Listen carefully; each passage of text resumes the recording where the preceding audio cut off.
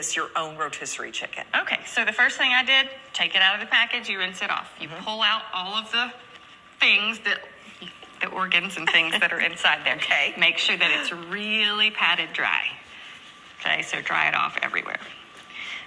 The next step that we're going to do, I always create a little pocket in between the skin and the meat. It's a delicate procedure so that you don't rip the skin. And you just keep working all the way down. Now, the smaller the chicken, the thinner the skin. This also works fantastic for turkey.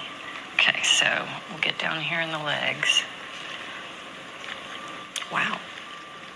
You really get in there. Oh yeah, it's messy. All right, so then you flip it over. And you work on the back side. This is a little tougher than the breast side. Okay.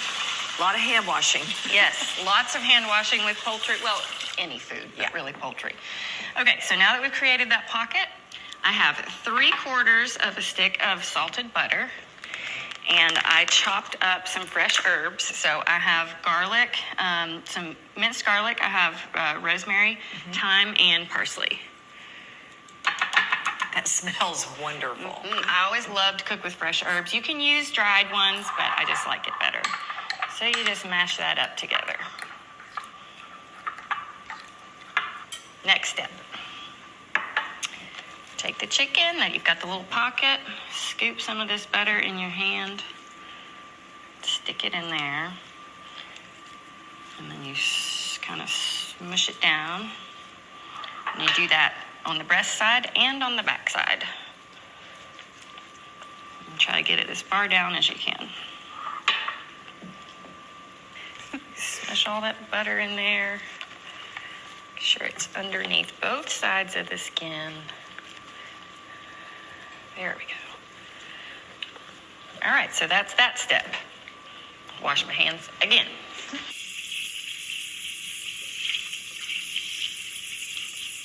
We're gonna tie the legs together.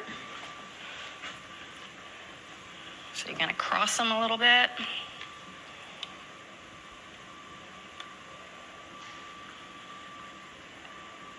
And that's just regular ribbon?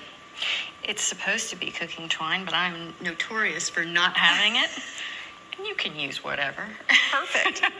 I always seem to not have it when I need it. You're a busy mom. Yes. A busy working mom, and a lot of people can relate to that. This is time consuming. So when would you do these? I know the kids are at school right now. Yes. This is something, this is a weekend. This is like a Saturday. Put it in Saturday morning for the weekend or a Friday late afternoon. I mean, it's a weekend thing because we like leftovers. I think this 7.5-pound chicken was $10. So I've got a roasting pan. This is the very most important part of doing a pseudo rotisserie chicken at home is to keep it suspended so that the bottom half doesn't get soggy. So you're going to put it in breast side up. Pour a little bit of, and then rub it in.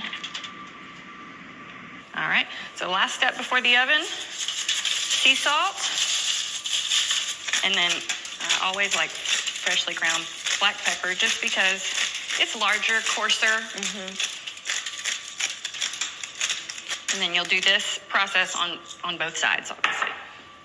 The cooking process is a little time consuming, but you don't have to do anything to it except flip it. Yeah.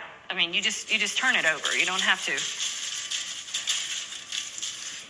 Okay, now it's going to go, the oven is preheated to 400. So it's going to go in a 400-degree oven, breast side up to begin with. And that's going to stay for about 30 minutes like that. And then within another 30 minutes-ish, flip it again. So now that we have the chicken baking in the oven, well, we have a finished product to show you. This is what it's going to look like. Wow.